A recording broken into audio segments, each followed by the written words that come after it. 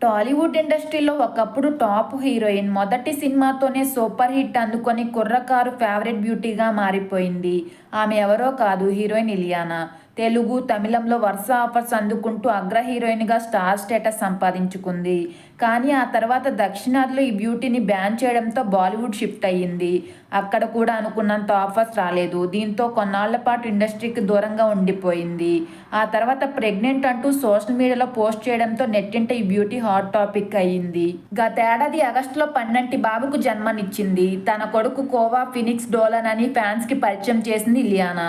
రీసెంట్గా new year వేళ తన ఇన్స్టాలో ఓ వీడియో షేర్ చేస్తూ మరోసారి తల్లిని కాబోతున్నానంటూ తెలిపింది.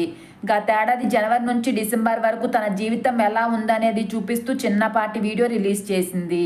జనవరి నుంచి సెప్టెంబర్ వరకు తన పిల్లాడితోనే క్షణం తీరిక లేకుండా అయిపోయిందని, సెప్టెంబర్లో మరోసారి ప్రెగ్నెంట్ అయ్యానంటూ ప్రెగ్నెన్సీ కిట్ చూపించింది.